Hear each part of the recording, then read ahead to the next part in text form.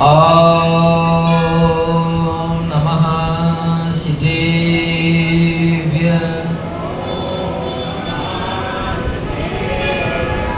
नमः श्रीवर्धमानाय निर्दोषकलिलात्मने सालोकानां त्रिलोकानां यद्विद्यादर्पणायते यद्विद्यादर्पणायते यस्य स्वयं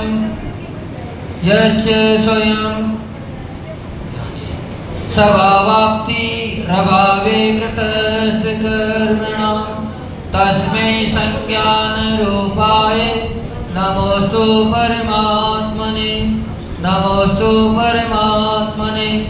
मंगलम भगवान अरहं मंगलम ऋषभोजिनः मंगलम पूज्यपादार्यो पंथो जिनागमोस्तुतं।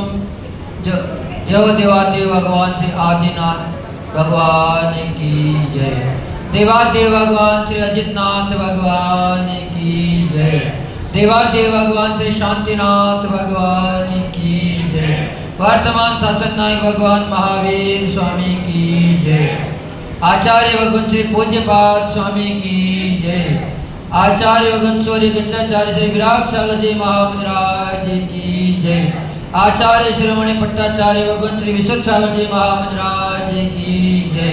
मम आराध्य गुरुदेव जिनागम पंथ प्रवर्तक भावलिंग संत राष्ट्रयोगी श्रवणाचार्य गुरुदेव विमर सागर जी महामंदिराज की जय। जिनागम पंथ जयवंत हो। बोलो मुनि श्री 108 विश्व सागर मुनिराज की जय। मुनि श्री 108 विश्व सागर मुनिराज की जय।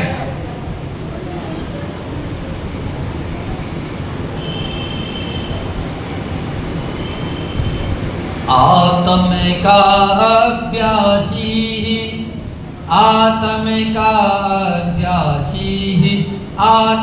गुण प्रगटाता आत्म ही अगर लगो गुण का धारक कहलाता।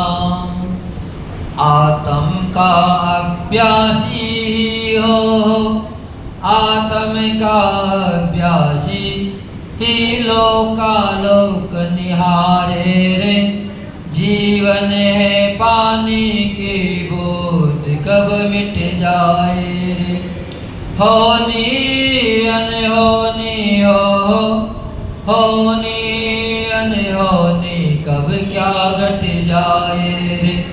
जीवन है पानी की बूंद कब मिट जाए रे।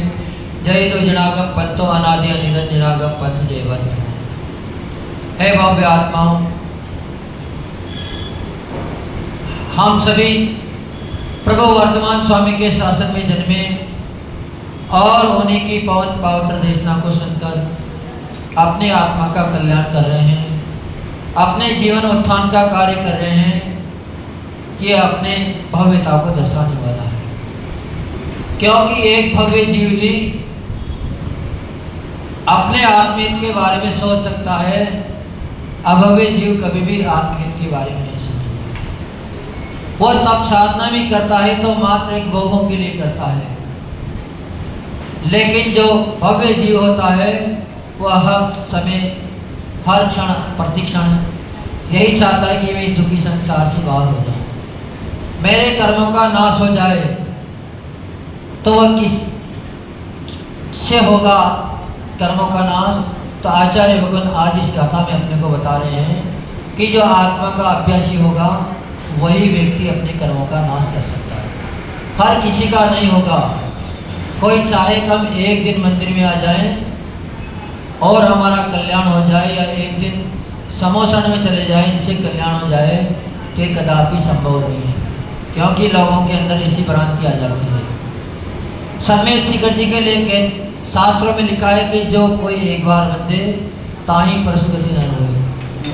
पर ऐसा भी नहीं है कि एक बार आप शिखर जी जाओगे, कि अगर एक बार भी उसका वंदना कर लेता है, उसके दर्शन कर लेता है, तो निश्चित ही वह सुगति को प्राप्त हो जाता है। क्योंकि अगर एक बार आपने उसको स्मरण में किया तो न मालूम कितने वर्षों तक, कितने सालों तक आपके दिमाग में वह स्मृति बनी रहेगी। और जब जब आपको स्मृति में रहेगी तब तक आपका मन प्रसन्न रहेगा, आपके कर्मों की निद्रा होगी, आपके उनके दर्शन करने की भावना जाएगी। पर अगर आप एक बार देखिए आए और दोबारा उनको भूल ही गए, उस चिंतन में ही नहीं रहे, यहाँ आते ही सारे उल्टे सीधे काम करने लग गए, तो फिर कभी भी आपको ऐसा भी नहीं है कि एक बार बदल लिया फिर आप पशु नरक में नहीं जाओगे, ऐसा कभी नहीं। तो आचार्य भगवंत ने कल बताया था अपने को, चाहे वो निगोदिया ही क्यों ना हो, क्योंकि जीव का लक्षण ही उपयोग में है। द्रव्य संज्ञा में आचार्य नेमिचंद्र स्वामी ने जीव का लक्षण उपयोग में ही बताया है। उपयोग के बिना एक सेकंड भी नहीं रह सकता हो। तो फिर ध्यान तो हर समय बन रहा है, लेकिन हर ध्यान ही आपको सुगति दिलाए ऐसा नहीं है। प्रशस्त ध्यान, धर्म ध्यान, शुक्ल ध्यान आपको सुगति में ले जाएगा। तो कह रहे हैं कि ध्यान करने से दुर्गति भी मिलती है, ध्यान करने से मिट्टी भी मिलती है, और ध्यान करने से आपको सोना भी मिलेगा। अब आप किसको लेना चाहोगे यह आपके ऊपर निर्भर है। और आज आचार्य भगवान बता रहे हैं कि आत्मा का अभ्यास ही आत्मगुण को प्रकटा पाता है, क्योंकि वह अगुरु लघुरु गुण का धारी है। उसी के अंदर ही शरीर बराबर होने की शक्ति भी है। वो जैसे प्रणाम करता है वैसे ही शरीर में चला जाता है। चींटी के शरीर में भी आत्मा चली जाती है तो चींटी बराबर हो जाती है, हाथी के शरीर में चली जाती है तो हाथी बराबर हो जाती है। लेकिन शिक्षा किसको दें किसको ना दें ये अपने ऊपर है, क्योंकि अगर अभव्य जीव को प्रवचन सुनाए जाए तो कभी भी उनकी संभाल नहीं कर सकता। उनमें भी वह कहीं ना कहीं कमियां ही निकालने की कोशिश करेगा। तो आचार्य भगवान आज एक नई कारिका अपने को बता रहे हैं, कह रहे हैं स्वसंवेदन सुव्यक्त तनु मात्रो निरत्या अत्यंत सौख्यवान आत्मा लोकालोक विलोकिन। यह आत्मा के अनुभव द्वारा आत्मा को स्पष्ट प्रकट होता है, जानता है। और यह शरीर, यह आत्मा शरीर के बराबर भी है, और शरीर हमेशा अविनाशी है। आत्मा का कभी भी नाश होने वाला नहीं है। आत्मा अनंत सुख वाला है और लोकालोक को जानने देखने वाला है। पर कब जानेगा? जब आप उन गुणों को आपके अंदर प्रकट कर लोगे। क्योंकि आप कहो कि महाराज जी आत्मा तो हमारे अंदर भी है, एक त्रियंश के अंदर भी वही आत्मा है, एक ज्ञानी के अंदर भी वही आत्मा है, एक केवल ज्ञानी के अंदर भी वही आत्मा है। लेकिन जिन्होंने उसका सतत प्रयास करके उसको प्रकट कर लिया है, उसको पहचान लिया है, क्योंकि जान पहचान के बिना कोई बोलता भी नहीं है, कोई किसी को कुछ बता नहीं सकता। तो जिसने उनको जान लिया है फिर वो निश्चित ही आपको लोक और लोक सारी जानकारी दे देगा, सारी पदार्थों को युगपत जानने लग जाएगा।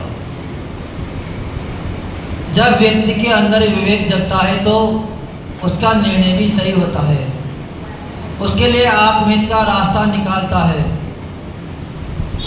लेकिन अगर विवेक नहीं है तो अविवेकी व्यक्ति को कितना भी बताया जाए वो बात मानेगा ही नहीं। वो यही कहेगा कि महाराज जी आप तो पागल हो गए।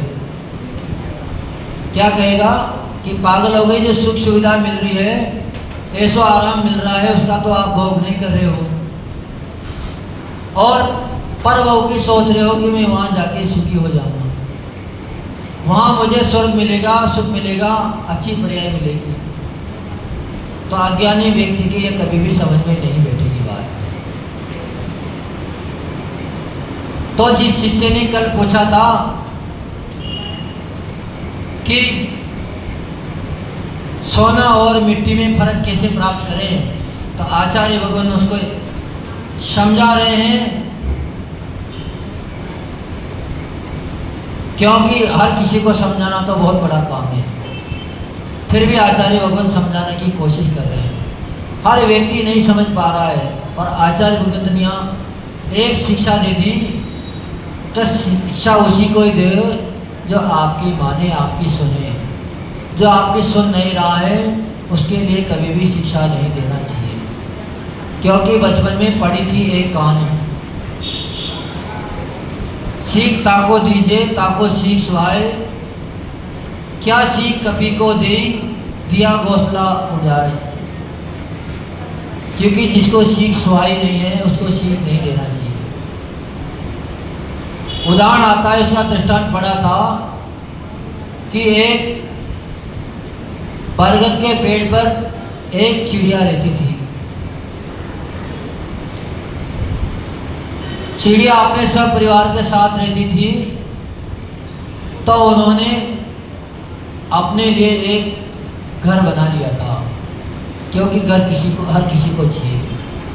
आपके पास भी जिसके पास घर नहीं है, सतत चिंता रहती है कि कब अपना स्वयं का घर बन जाए, कब तक किराए के घर में रहेंगे, कब तक यहाँ डोलते रहेंगे। तो उस चिड़िया ने भी अपने लिए एक सुंदर सा घोंसला बना लिया था। पिया पक्षी का घोंसला ऐसा मजबूत होता है कि उसमें हवा बिल्कुल नहीं जाती।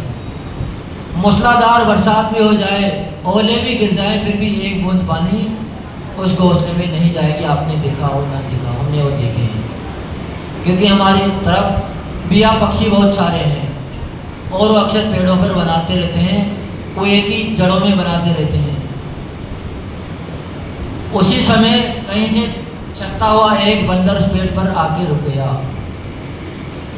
उसका आना हुआ और मौसम ने भी अपना रंग दिखा दिया। मूसलाधार बरसात शुरू होने लग गई। जैसे ही बरसात आई, चिड़िया तो अपने घोंसले में चली गई, पर बंदर बाहर ही बैठा बैठा भीगता रहा। कब कभी उसके अंदर आते रहे। चिड़िया को बड़ी दया आई कि देखो, ये दिखने में मानव सा दिख रहा है, इसके हाथ भी है, पैर भी है, मुंह भी है, सब कुछ है, फिर भी अक्ल नहीं है।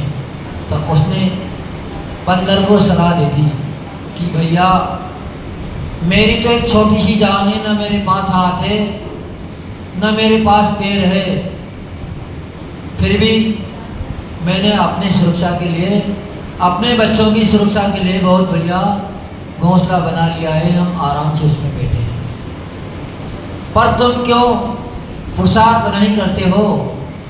तुम्हारे लिए भगवान ने हाथ भी दिए हैं, पैर भी दिया है, मुख भी दिया है, बिल्कुल मानव जैसा तेरा शरीर है, फिर भी तू अपने रहने के लिए एक घोंसला नहीं बना पा रहा है। इतना कहना था कि बंदर को गुस्सा आ गया कि एक छोटी सी, एक मोटी सी है और हमें शिक्षा देने आई है। तो इसीलिए आचार्य भगवंत ने इसमें कहा है कि हर किसी को शिक्षा नहीं देनी, जो आपकी शिक्षा को माने उसी को ही शिक्षा देनी चाहिए। पर इस जमाने में, इस समय सभी लोग अविवेकी होते जा रहे हैं, अहंकार में तुले जा रहे हैं, हर किसी को शिक्षा देने के लिए तुले हैं। कोई मांगता नहीं, फिर भी शिक्षा दे देता है, क्योंकि शिक्षा वही लोग देता है बिना मांगे, जो एक मूर्ख व्यक्ति होता है। बिन मांगे सलाह देने वालों की गिनती मूर्खों में आती है। तो जब भी कोई सलाह दो तो मांगने पर दो, एक बार नहीं 5 बार मांगने पर दो, तो आपकी बात पर वजन आ जाएगा, आपकी बात को स्वीकारा जाएगा। आपने देखा होगा, आपका काम भी पड़ता ही रहता है वकीलों से। अगर वो आपका कोई रिश्तेदार भी होगा, आपका परिवार का भी होगा, और आपने उससे कोई सलाह ली, तो सीधी सीधे कह देता है कि भैया कल ऑफिस में आना, वहाँ बात करेंगे, अभी हमें थोड़ा सा काम है, जल्दी में हूँ, जबकि उसको कोई काम नहीं था। पर क्योंकि बिन मूल्य के वस्तु मिल जाती है, उसका कोई कीमत नहीं आते हैं लोग, तो वकील कह देता है कि ऑफिस में आना। आप जैसे ऑफिस में जाओगे, आप चाहे रिश्तेदार हो, चाहे उसके अपने हो, पराए हो, पहले ही काउंटर पे कर्मचारी बैठा रहेगा और आपसे पूछ लेगा सारी बात और कहेगा रसीद कटवाइए, तो आपको अंदर प्रवेश दिया जाएगा, नहीं तो वहीं से पास वापसी। क्योंकि अगर बिना पैसे वकील ने सलाह दे दी तो आपको उसकी सलाह पर कोई वजन नहीं रहेगा, उसकी बात को आप मानोगे नहीं मानोगे कोई गारंटी नहीं है। लेकिन अगर आपने 5,000 10,000 खर्च करके उससे सलाह ली है तो निश्चित ही उसकी बात को आप मानोगे, बात कैसी भी हो। तो बात के ऊपर वजन होना चाहिए, किसी को बिन मांगे सलाह नहीं देनी चाहिए। अगर सलाह दी आपने बिन मांगे तो निश्चित ही आपको भी उस बिया पक्षी की तरह ही नुकसान उठाना पड़ेगा। बंदर क्रोध में आ गया और तेज तेज में उसका घोंसला उखाड़ के बाहर नीचे ज़मीन पे फेंक दिया। बच्चे भी मरण को प्राप्त हो गए और उसको भी संकट का सामना करना पड़ा। रूप है आत्मा, आत्मा का अनुभव करने वाला है। अगर संवेदन करने से होने वाली पर के संवेदन से नहीं, दूसरे के संवेदन से भी आपको कुछ लाभ नहीं होगा। आप चाहो कि मनोज भैया ज्ञान कर लें और आपको उसका लाभ हो जाए तो नहीं हो सकता। तपस्या हम कर लें, साधना हम कर लें और आपको उसका पुण्य मिल जाए, हो नहीं सकता। स्वयं के लिए स्वयं का कार्य करना पड़ेगा। आपकी आत्मा को उज्जवल बनाने के लिए, गुणवान बनाने के लिए आपको ही अभ्यास करना पड़ेगा। आपके आत्मा का संवेदन आपको ही करना पड़ेगा। हमारे सुई चुभी है तो पता हमें ही लगेगा, आपको नहीं लग सकता। तो निश्चित ही अगर आप चाहते हो कि हमें भी आत्मा के गुण प्रकट हों तो निश्चित ही आपके अंदर विभाव शक्ति प्रकट हो जाएगी। और अगर आपने गुण प्रकट किए, स्वभाव को प्रकट किया, तो निश्चित ही आपके आत्मा में गुण प्रकट होने लग जाएंगे। दोनों ही चीज़ आपके पास है। आप चाहे बुरा करो, आप चाहे अच्छा करो। वैसे वैज्ञानिकों ने आत्मा को देखने का बहुत प्रयास किया है। कई बार जीव को कांच के डिब्बे में रख के भी उसको देखा है कि अगर आत्मा निकलेगी तो कांच टूट जाएगा, पर आत्मा तो अदृश्य है। वो बिना कांच को तोड़े ही बाहर निकल जाएगी। तो प्रयास करने के बाद भी एक भी वैज्ञानिक आत्मा को नहीं पकड़ पाया, लेकिन एक साधक ने आत्मा को पकड़ लिया। साधक ने आत्मा को पहचान लिया, साधक ने आत्मा को देख लिया। क्योंकि आत्मा ही आत्मा को देख सकती है, बाहरी व्यक्ति दूसरी आत्मा को नहीं देख सकता। हम आपकी आत्मा को नहीं देख सकते, लेकिन अगर आप चाहो तो आप अपनी आत्मा का अनुभव कर सकते हो, संवेदन कर सकते हो। क्योंकि जो भी आपको अच्छी बुरी वर्गणाएं अंदर से आ रही है, आप किसी का उत्तर मांग रहे हो, सोच रहे हो, तो कहाँ से आ रही है? वह अंदर आत्मा से आ रही है। क्योंकि आत्मा ही आत्मगुणों को प्रकट करने वाला है। शरीर कभी भी आत्मगुणों को प्रकट नहीं कर सकता, क्योंकि शरीर तो एक पुद्गल है। इसीलिए आत्मा जहाँ जाती है वहाँ वैसी हो जाती है। अगर आत्मा छोटे शरीर में गई तो निश्चित ही वो छोटा रूप धारण कर, और बड़े रूप में गई तो निश्चित ही वो बड़े रूप धारण कर लेती है। इसलिए कभी किसी को छोटा और बड़ा नहीं समझना चाहिए, क्योंकि संसारी आत्मा शरीर प्रमाण है। क्या है संसारी आत्मा? शरीर प्रमाण है होती है संसारी आत्मा। जैसा शरीर मिलेगा वैसा हो जाएगा। लेकिन बहुत से मतों में कहते हैं, समाधान मिल के लिए आचार्य भगवान कहते हैं, विशेषण दिया है कि कोई मत कहता है आत्मा सर्वव्यापी है, सब जगह फैली हुई है, सारे संसार में व्याप्त है। एको हम ब्रह्मो द्वितीयम नास्ति, संपूर्ण विश्व में एक ही आत्मा है, दूसरी नहीं है, तो फिर एक व्यक्ति का नाश होते ही सभी आत्माओं का नाश हो जाना चाहिए। पर एक का नाश होने पर सभी का नाश नहीं होता है। दूसरी बता रहे हैं यहाँ पर, अगर आत्मा एक है तो एक को सुख दुख होने पर सभी को सुख दुख होना चाहिए था, लेकिन हमारे दुख से आपको कोई प्रयोजन नहीं है। आपको सुई लगेगी तो आपको दुख होगा। तो आचार्य भगवान कह रहे हैं कि सभी की आत्मा अलग अलग है, एक नहीं है। विश्व में अनेकों जीव हैं, सबकी आत्मा अलग अलग है, तभी उनका अपना अपना अनुभव हो रहा है। लेकिन जो व्यक्ति सर्वव्यापी मानते हैं वह सत्यता नहीं है, क्योंकि यह अनुभव से प्रमाणित करी हुई बात है।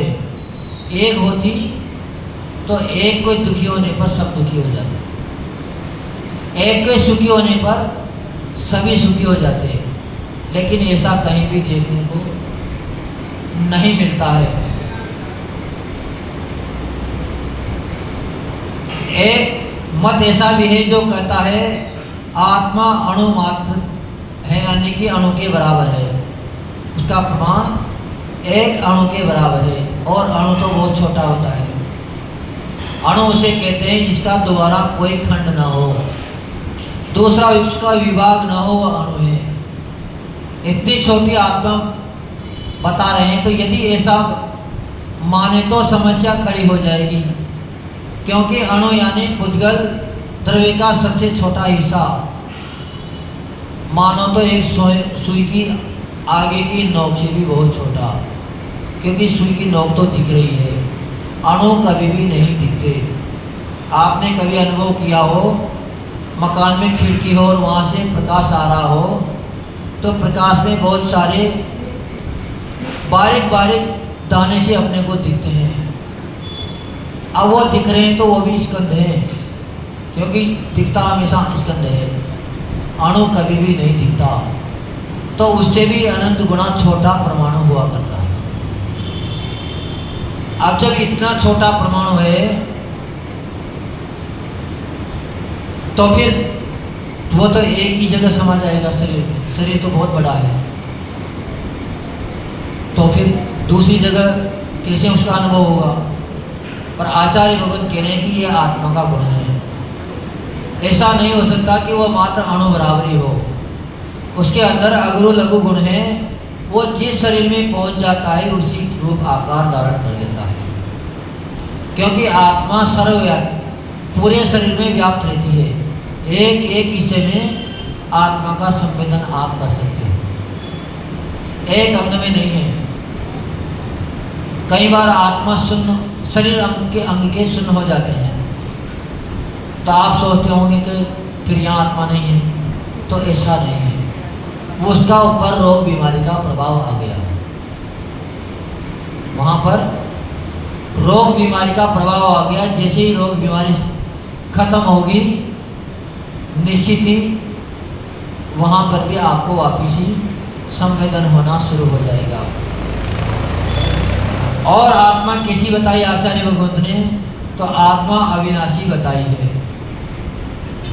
आत्मा का कभी भी नाश नहीं होता, जबकि एक मत ऐसा है आत्मा को भी नाशवान मानता है, दीपक की तरह मानता है कि जैसे दीपक बुझ जाता है ऐसे ही आत्मा का भी मरण होते ही अस्तित्व ही खत्म हो जाता है। लेकिन जैन दर्शन कहता है कि आत्मा तो अविनाशी है, उसका कभी मरण नहीं होता।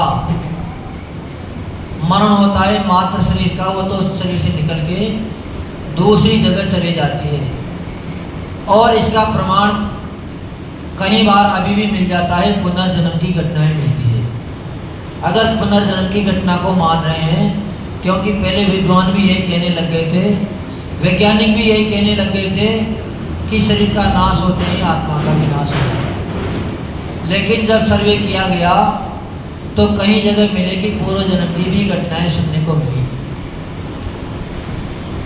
व्यक्ति बता देता है कि मैं पहले वहाँ था, वहाँ ऐसा ऐसा था, ऐसा ऐसा मकान है, ऐसे ऐसे हमारे रिश्तेदार हैं। और खोजबीन करते हैं तो वो लोग मिल जाते हैं। इसलिए अपने शास्त्रों में तो पहले आया है कि जाति श्रवण हो जाता है।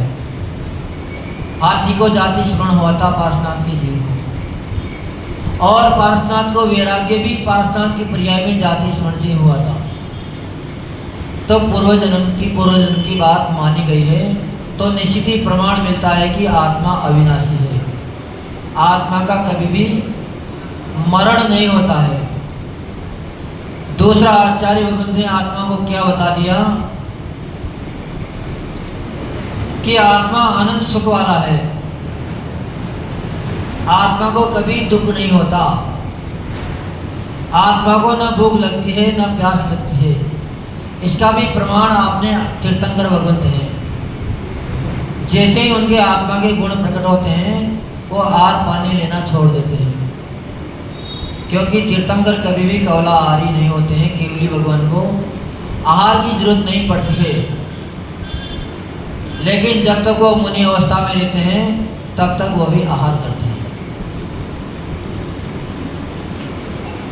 पर केवली भगवान कवलाहारी नहीं होते हैं। तो आत्मा आनंद सुखी इसलिए मानी गई है कि उसको जरूरत ही नहीं पुद्गल की। उसको न भूख लगती है न उसको प्यास लगती है, न उसको सर्दी लगती है न उसको गर्मी लगती है। ये सारा केवल अपना भ्रम है। अपन अगर शरीर को चाहें तो आपके भी शरीर में न सर्दी लगेगी न आपको गर्मी लगेगी। मात्र अभ्यास की जरूरत है। क्योंकि जो व्यक्ति जंगलों में रहते हैं,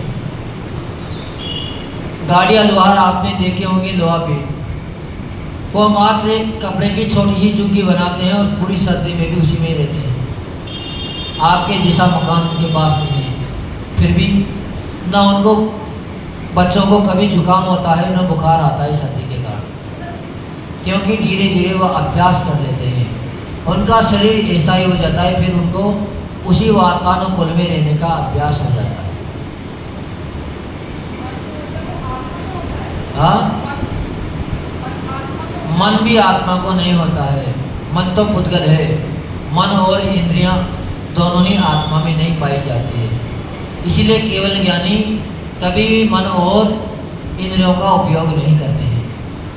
उनका उपयोग सर्वांग से होता है, यानी कि आत्मा से होता है। उनकी वाणी आत्मा से खिलती है, मात्र ओंकार ध्वनि उनकी निकलती है। और उस ध्वनि का भी ऐसा प्रभाव है कि सब अपनी अपनी भाषा में समझ जाते हैं। ऐसा भी नहीं कि लोग नहीं समझ पाते हैं। तो मन तो पुद्गल है, आत्मा तो एक अकेली है, वो उसका कोई भी साथी नहीं है। इसलिए उसके लिए कह दिया कि वह अनंत सुख वाली है। और आत्मा कैसी है, तो आत्मा के लिए एक बात और बता रहे हैं आचार्य भगवान कि लोकालोक को निवारने वाली है, युगपथ जानने वाली है, सर्वधर्मों की सर्व पर्यायों को एक साथ जानने वाली है। लेकिन अपन सोचे कि हमारी आत्मा भी जान ले, तो हमारी आत्मा नहीं जान सकती, क्योंकि अपने अंदर वो गुण प्रकट नहीं हुए हैं। अभी हमारे आत्मा के अंदर कर्मों की कालीमान छाई हुई है, और जब तक पदार्थ ढका हुआ होता है तब तक उसका ज्ञान नहीं होता है। सारे संसारी जीवों को ज्ञान होता है चर्म चक्षुओं से, मन और इंद्रियों से। यहाँ अगर कोई पदार्थ रखा है, उसको कपड़े से ढांक दिया जाए, तो आप नहीं कह सकते हो कि यहाँ पर ये चीज़ रखी है। लेकिन अवधि ज्ञानी, केवल ज्ञानी कह सकते हैं कि इसके अंदर ये वस्तु रखी हुई है। उनको देखने की जरूरत नहीं पड़ेगी, क्योंकि उन्होंने कालिमा को हटा दिया है। जो जानने देखने वाला था उस पर्दे को हटा दिया है। पर आप सोचो कि आंखों से आपको दिख रहा हो, तो ऐसा भी नहीं है। आंखें तो एक यंत्र है। जैसे किसी की आंखें कमज़ोर हो जाती है तो उसको चश्मा के बिना नहीं दिखता है। पर ऐसा नहीं कि चश्मा देखता हो, चश्मा देखता है। कि चश्मा अगर देखता हो तो अंधे के लगा दिया जाए फिर भी दिखे, तो चश्मा नहीं देखती है। ऐसे ही अपनी आत्मा, आंखें भी नहीं देखती है। हमेशा ये तो एक यंत्र है आत्मगुणों को देखने का। देखती तो हमेशा आत्मा ही है, पर संसारी जीवों को इन उपकरणों के बिना नहीं दिखेगा। दूर की वस्तु देखने के लिए जैसे आपको दूरबीन की जरूरत है, अगर यहाँ आप दूरबीन लगा दो तो यहाँ से बैठे बैठे उस्मानपुर की वस्तु देख सकते हो, इतनी तेज गति से भी आप देख सकते हो। 1 किलोमीटर दूर आप देख सकते हो, 5 किलोमीटर दूर आप देख सकते हो, लेकिन अगर दूरबीन नहीं है तो नहीं देख सकते। पर अगर आप अंतर से चिंतन करो तो यहाँ बैठे बैठे भी शिखर जी के दर्शन कर सकते हो। आपकी आत्मा यहाँ बैठे बैठे भी शिखर जी की सभी टोकों को देख सकती है, पर कब देखेगी? जब वह आपकी स्मृति में होगी, तब आप उसको देख सकते हो। पर आत्मा जो है वो पुरानी बातें कैसे भूल जाती है? हाँ, पुरानी बातें कैसे भूल जाती है? ये कर्मों के कारण भूल जाती है मनोज भैया। कर्मों की कालिमा उनके ऊपर छाई रहती है, इसलिए वो भूल जाती है। जब शुद्ध आत्मा प्रकट हो जाएगी फिर कभी भी नहीं भूलेगी।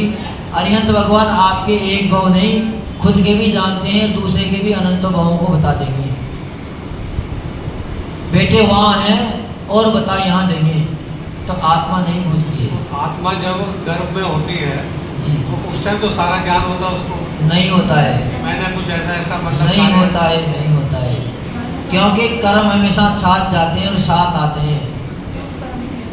कार्मण शरीर हमेशा साथ रहता है जीव के, और तेजस शरीर, दोनों ही शरीर हमेशा साथ जाते हैं। औदारिक शरीर यहाँ नष्ट हो जाता है, लेकिन ये हमेशा ही साथ रहते हैं।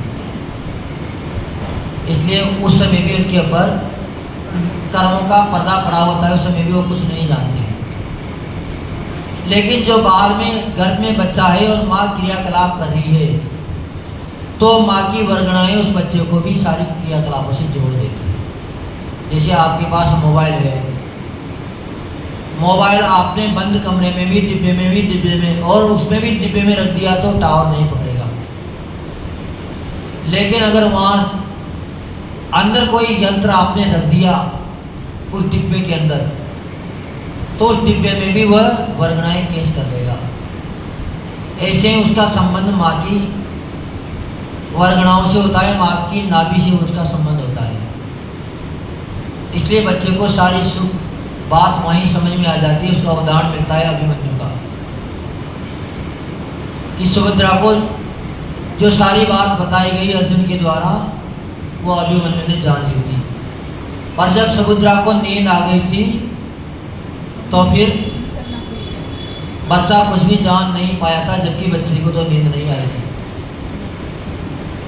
क्योंकि उसका संबंध माँ से था। यंत्र लगा था उसके पास माँ का, तो अंदर होती हुई भी बाहर की सारी बात को जान पा रहा था। नहीं तो ऐसा नहीं कि आत्मा के अंदर गुण ना हो, आत्मा के अंदर गुण है, वो हर समय जान सकती है। विनाशी नहीं है, अविनाशी है। लेकिन चारवाक मत है, वो उसको विनाशी कहता है। उसका मानना है जब तक शरीर है तब तक आत्मा है, अगर शरीर समाप्त हुआ तो उसके साथ साथ ही आत्मा भी समाप्त हो जाती है। लेकिन अपने जैन दर्शन में आचार्य भगवान कहते हैं, अरिहंत भगवान कहते हैं कि कभी भी आत्मा का विनाश नहीं होता है। जो आप यहाँ करोगे उसका फल आपको भोगना ही पड़ेगा, क्योंकि यहाँ करते ही आपकी कर्म वर्गणाएं आत्मा के साथ बन जाएगी, और वो आत्मा जहाँ जहाँ जाएगी वो वहाँ पर आपके उन कर्म वर्गणाओं को लेकर जाएगी। तो वहाँ भी उन कर्म वर्गणाओं का उनको फल भोगना पड़ेगा। नहीं तो आपको जो चीज़ अच्छी लग रही है उसको देखकर आप सुखी हो जाते हो, और जो आपको बुरी लग रही है, आपके अनुकूल नहीं है, उसको देखकर आप दुखी हो जाते हो। लेकिन आत्मा को उससे कोई मतलब नहीं है। मान लो परिवार का मुखिया है, उसके पास सोना रखा हुआ है, बिस्किट रखे हुए हैं, उस बिस्किट के लेने वाले 2 लोग हैं, एक पुत्री है उसके और एक पुत्र है। पुत्र चाह रहा है कि मेरे हाथ में सोने के कड़े बन जाए तो मैं कड़ा पहन लूँ, लेकिन पुत्री चाह रही है कि इसके कुंडल बनाए जाए ताकि मैं कानों में दान कर दूं। अब पिता ने कुंडल बना दिए तो लड़की का क्या होगा? वो सुखी हो गई, प्रसन्न हो गई। और लड़का क्या हो गया? वो दुखी हो गया। लेकिन पिता दुखी हुआ, उसको कुंडल से भी सोना दिख रहा है और उसको कड़े में भी सोना दिख रहा है, तो वह दुखी नहीं हुआ। तो अपन दुखी हो रहे हैं मात्र पर्याय के कारण। अपने निगाह पर्याय के ऊपर, द्रव्य के ऊपर निगाह नहीं है। जिस दिन आपकी निगाह आत्मा पे चली जाएगी, आपको भी स्वतः ही धीरे धीरे यहाँ दुख सुख धीरे धीरे वासना बंद हो जाएंगे। सम्यक दर्शन जैसे प्राप्त होता है, दुख सुख से वो व्यक्ति दूर हो जाता है धीरे धीरे। क्योंकि दुख को तो बुलाते हैं साधु, उपास करके दुख को तो बुला रहे हैं। आसन लगा के दुख को ही तो बुला रहे हैं। क्या कर रहे हैं? एक आसन लगा लिया, कह दिया कि हम 4 घंटे इसी आसन से रहेंगे। अब 4 घंटे कैसे बैठा जाएगा? दुख तो होगा ही होगा। तो दुख को तो बुला रहे हैं क्योंकि आत्मा को दुख होता ही नहीं है। लेकिन अनुभव हमेशा आत्मा को ही होता है। अनुभव करने वाली आत्मा ही है, जानने देखने वाली आत्मा ही है। शरीर न जानने वाला है न देखने वाला है। इसलिए अपने को इसीलिए कहते हैं कि संवेदनशील है। अनुभव हो रहा है तभी तो संवेदनशील है। मीठा आप खा रहे हो, मीठे का किससे पता लग रहा है? आपको जीभ से। पर जीव अनुभव नहीं कर रही है, अनुभव तो आत्मा ही कर रही है। सारा जानने देखने का श्रेय आत्मा को ही है। इसलिए आत्मा अनंत सुख वाली है, उसको कभी दुख नहीं होता है। वह अविनाशी भी है, सुखी भी है और शरीर प्रमाण भी है। जिस शरीर से व्यक्ति सिद्ध अवस्था को प्राप्त करता है, उससे किंचित मात्र शरीर सिद्ध अवस्थाओं में विराजमान रहता है। 500 धनुष की अवगाहना से जिसने सिद्ध अवस्था को प्राप्त किया है, वह आज भी 500 धनुष से किंचित मात्र कम अवस्थाओं में विराजमान है। लेकिन आत्मा एक दूसरे के अंदर प्रवेश कर जाती है। एक आत्मा के अंदर हजारों लाखों आत्मा प्रवेश कर सकती है। अगर वेंतर चाहें, देव चाहें तो आपके शरीर में प्रवेश कर सकते हैं। ऐसा नहीं कि प्रवेश नहीं कर सकते। तो एक आत्मा दूसरी आत्मा में प्रवेश करती है। इससे तो एक बल्ब का प्रकाश, एक ट्यूबलाइट का प्रकाश दूसरी ट्यूबलाइट के प्रकाश में समा जाता है, जबकि होता अलग अलग है। एक का बंद करोगे तो एक का प्रकाश कम हो जाएगा। तो ऐसे ही आत्मा के सारे गुण हैं। तो अपने को शिक्षा देनी है मात्र आत्मा को, क्योंकि आत्मा ही शिक्षावान है, वही गुण प्रकट कर सकती है। हर कोई गुण प्रकट नहीं कर सकते। तो यहाँ आचार्य भगवंत ने इसीलिए पहले उदाहरण दिया था कि जो माने उसको शिक्षा दो। आप शिक्षा दे रहे हो मात्र शरीर को। अब शरीर तो मानने वाला ही नहीं है, तो आप शरीर को क्यों शिक्षा दे रहे हो? अपने मन से अपने आत्मा को संतुष्ट करो, अपने आत्मा को समझाओ। मन और इंद्रियों को तो वश में करो और उसको आत्मा के चिंतन में लगा दो, वो वहीं लग जाएगा। क्योंकि शिक्षावान मात्र आत्मा ही है, ये शरीर शिक्षावान नहीं है, मन भी शिक्षावान नहीं है। तो इसलिए आचार्य भगत ने उदाहरण दिया था। उस उदाहरण को सभी लोग समझेंगे, इस गाथा को समझने का प्रयास करेंगे, क्योंकि आत्मा से ही आत्मा प्रकट होगी, कहीं दूसरा व्यक्ति उसको प्रकट नहीं करा सकता। जो परम पूज्य भावलिंगी संत राष्ट्र की श्रवणाचार्य बुद्धि विमर्श सागर जी महामनिराज की जय। महर्षि, ये हम खाना खाते हैं या कुछ खाते हैं तो ये आत्मा खा नमस्कार महर्षि।